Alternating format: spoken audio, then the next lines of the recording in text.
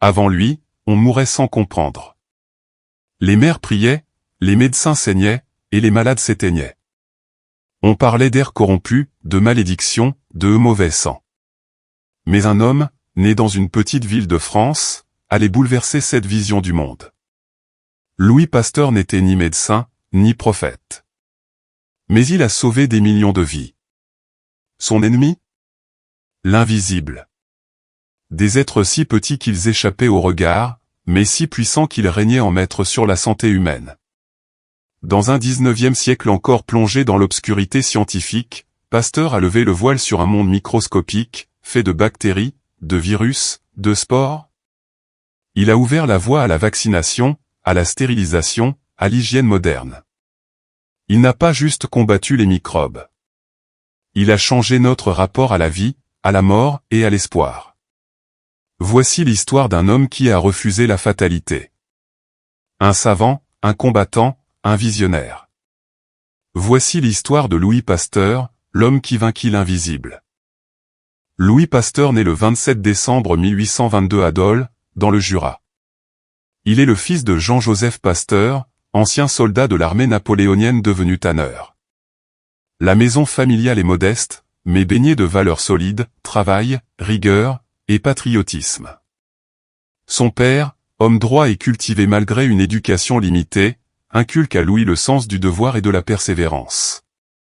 Le jeune Louis est un élève calme, méthodique, mais loin d'être un génie précoce. Ce n'est pas un enfant surdoué, mais un esprit minutieux, doté d'une mémoire visuelle exceptionnelle, et d'une volonté farouche. C'est au collège d'Arbois que naît sa passion pour les sciences, notamment la chimie. Son professeur de mathématiques remarque son sérieux et l'encourage. Mais Pasteur hésite, deviendra-t-il artiste, professeur ou scientifique? Il commence à peindre des portraits de ses proches, qu'il signe avec application, avant de se rendre compte que son véritable talent se trouve ailleurs, dans la compréhension de la matière. Il intègre finalement le prestigieuse École normale supérieure à Paris après des études préparatoires à Besançon. Là-bas, il se distingue par son application méticuleuse et sa capacité à aller au fond des choses. C'est un travailleur de l'ombre, silencieux mais tenace. Déjà, il se forge cette méthode qui fera sa grandeur, observer, interroger, prouver. Pas de grandes intuitions flamboyantes, mais une rigueur implacable, une passion pour la vérité expérimentale. Le fils du tanneur de Dole ne le sait pas encore, mais il est en train de façonner l'une des plus grandes révolutions scientifiques de l'histoire. Loin des projecteurs, dans le silence des laboratoires et le froissement du papier, l'aventure Pasteur commence. Dès ses débuts en tant que chercheur, Louis Pasteur s'oriente vers la chimie, un choix qui, à l'époque, semble bien éloigné des grandes causes humaines. Mais pour lui, chaque molécule est une énigme, chaque cristal une porte vers l'invisible. En 1848, à seulement 26 ans, il réalise une découverte qui fait sensation, la dissymétrie moléculaire. Il démontre que certaines substances cristallines, identiques en apparence, ont des propriétés optiques différentes. Ces recherches ouvrent la voie à une science nouvelle, la stéréochimie. À une époque où les microscopes étaient encore balbutiants, Pasteur devine déjà que les formes ont un sens, que la vie elle-même est peut-être affaire de géométrie. Ses travaux sur l'acide tartrique lui valent la reconnaissance de ses pairs. On admire sa patience, sa précision, son refus de conclure à la hâte. Pasteur n'est pas un théoricien du dimanche, il est un homme de laboratoire, un ouvrier de la science. Sa méthode est simple, poser une hypothèse, la tester 1000 fois, ne croire que ce qu'on peut prouver. Nommé professeur à la faculté des sciences de Strasbourg, il y rencontre celle qui deviendra sa femme, Marie Laurent.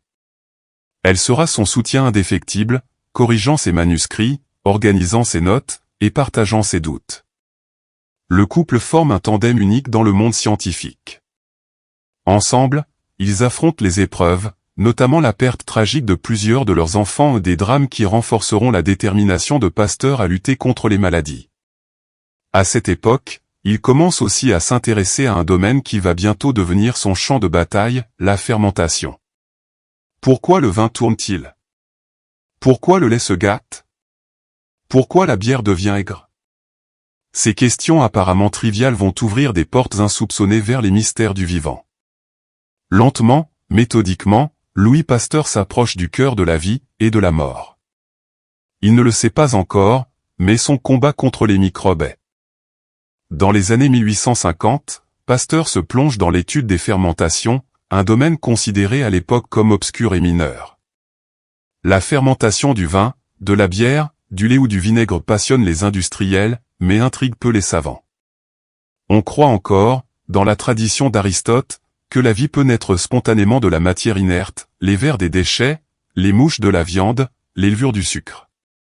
Cette idée, appelée génération spontanée, règne sans partage.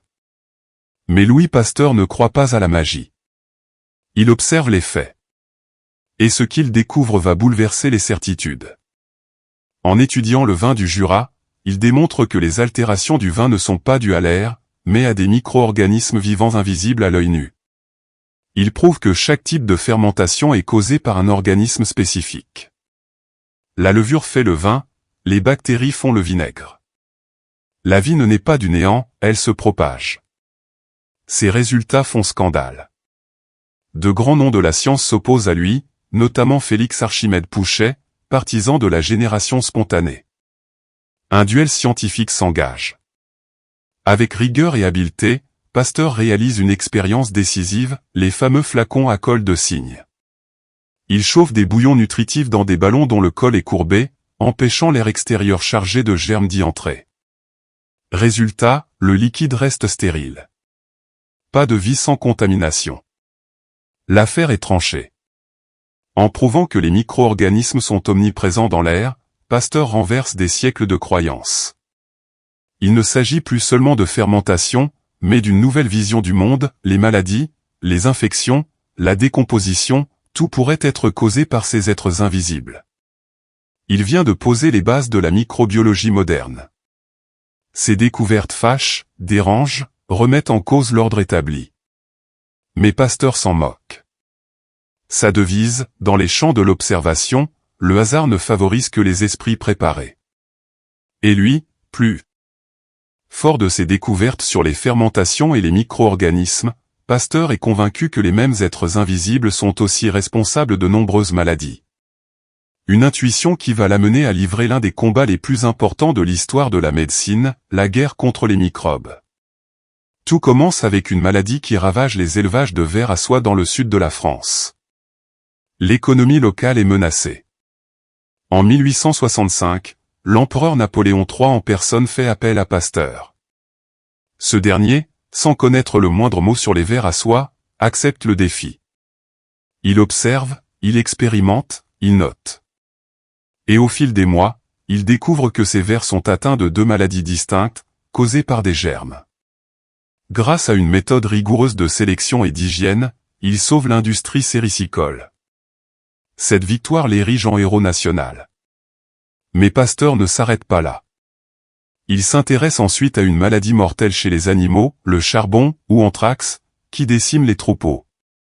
Avec ses collaborateurs, il met au point un vaccin en affaiblissant les bactéries responsables. En 1881, il organise une démonstration publique spectaculaire à Pouilly-le-Fort, 25 moutons sont vaccinés, 25 autres ne le sont pas. Tous les non-vaccinés meurent. Les vaccinés survivent. La presse est saisie. Pasteur vient de prouver au monde que l'on peut prévenir la maladie sans jamais la voir directement. Il applique ensuite cette méthode à d'autres maladies, le choléra des poules, la rougeole du porc. Chaque fois, la même logique, isoler l'agent pathogène, l'affaiblir, et entraîner le corps à se défendre. Ce n'est plus seulement une lutte théorique. C'est un combat pour la vie. Pasteur transforme la peur en savoir, la maladie en science, et la médecine en arme. Il entre dans l'arène de la santé publique avec une conviction inébranlable, si l'on comprend les causes, on peut briser les malédictions. Mais un ennemi plus terrible l'attend, un fléau qui terrifie les campagnes. La rage. Une maladie effroyable, invisible, sans remède, aux symptômes terrifiants. Lorsqu'un chien enragé mord un être humain, la sentence est presque toujours la même, mort lente, douloureuse, inévitable. Pasteur, déjà auréolé de ses succès, décide d'affronter ce fléau. Mais cette fois, l'enjeu est immense, il ne s'agit plus d'animaux, mais de vies humaines. Il n'est pas médecin, et pourtant il va se placer là où la médecine elle-même recule. Avec ses collaborateurs, notamment Émile Roux, Pasteur passe des mois à inoculer le virus de la rage à des chiens, à observer, tester, doser.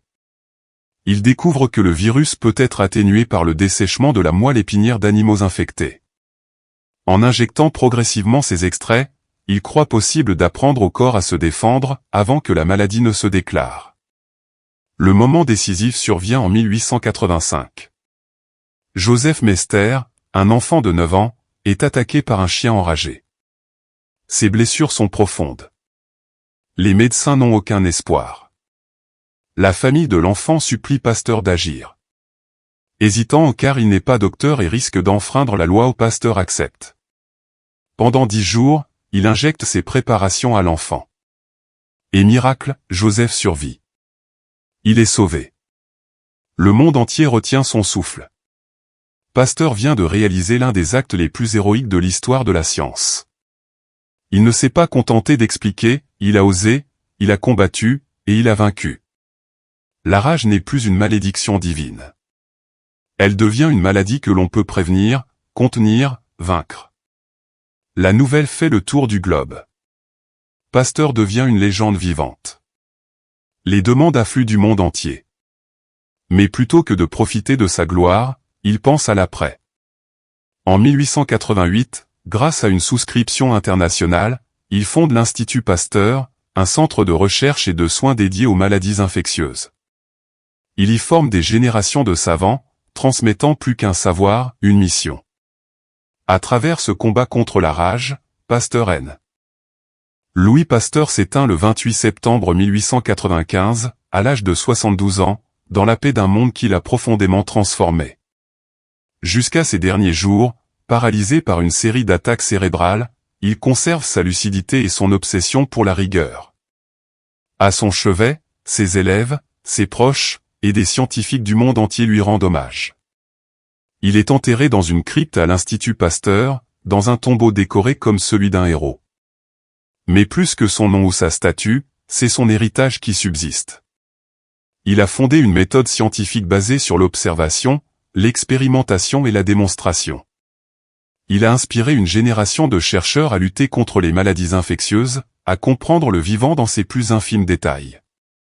Grâce à lui, le XXe siècle connaîtra la vaccination contre la tuberculose, la polio, la grippe, l'hépatite et bien d'autres. Pasteur a bouleversé notre rapport à la santé. Il a introduit des gestes qui nous paraissent aujourd'hui évidents, se laver les mains, stériliser le matériel médical, éviter les contaminations. Il a fondé l'hygiène moderne. Son travail a traversé les frontières, les époques, les disciplines.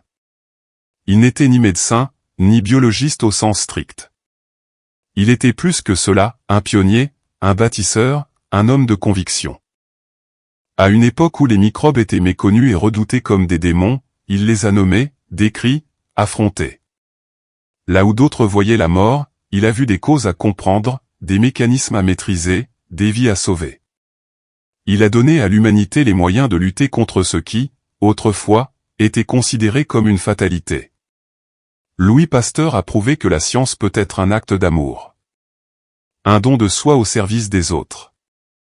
Et si l'on devait résumer son œuvre en une phrase, ce serait peut-être celle-ci. Il a regardé l'invisible, et a changé le monde. Et vous, connaissiez-vous vraiment l'homme derrière les vaccins, l'hygiène moderne et les gestes qui sauvent? Si l'héritage de Louis Pasteur vous inspire autant que nous, dites-le en commentaire. Partagez cette vidéo pour que la mémoire de ce génie continue d'éclairer notre monde.